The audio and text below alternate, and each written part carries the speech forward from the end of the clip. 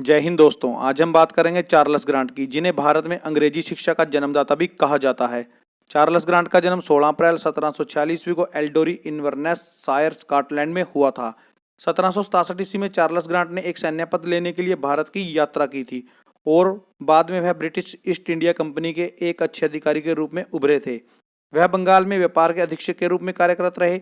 इसके बाद सन 1787 ईस्वी में लॉर्ड कार्नवालिस ने चार्ल्स ग्रांट को ईस्ट इंडिया कंपनी के व्यापार बोर्ड के सदस्य के रूप में नियुक्त किया और 1794 ईस्वी में वह ईस्ट इंडिया कंपनी के डायरेक्टर बन गए थे।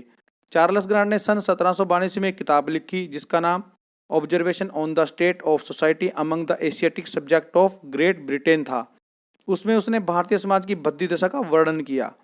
उसने बताया कि भारतीय समाज काफी जर्जर स्थितियों में था। उसने विशेष रूप से रूढ़िवादी और आडंबरपूर्ण जीवन का उल्लेख किया। उसने भारतीय व्यवस्था की अनेक खामियों जैसे जाति व्यवस्था, सती प्रथा, मूर्ति पूजा, गुलामी प्रथा, अंधविश्वास, व्यापक निरक्षरता, अज्ञानता और भेदभाव का जिक्र किया। इसके अलावा उसने ईस्ट इंडिया कंपनी के चार्टर एक्टों के माध्यम से और कई लेखों द्वारा उसने भारत का नवीनीकरण करने पर कई लेख लिखे। चार्ल्स ग्रांट ने कहा, लोगों के कल्याण के लिए ईसाई धर्म के दरवाजे खोलने होंगे और अंग्रेजी शिक्षा का प्रसार करना ही लाभदायक होगा, क्योंकि अंग्रेजी से ही उनको श्रेष्ठ ज्ञान मिलेगा। इसके बाद चार्ल्स ग्रांट ब्रिटेन वापस चला जाता है और सन 1802 से लेकर सन 1818 ईस्वी तक वह ब्रिटेन में एक सांसद के रूप में कार्यरत रहते हैं।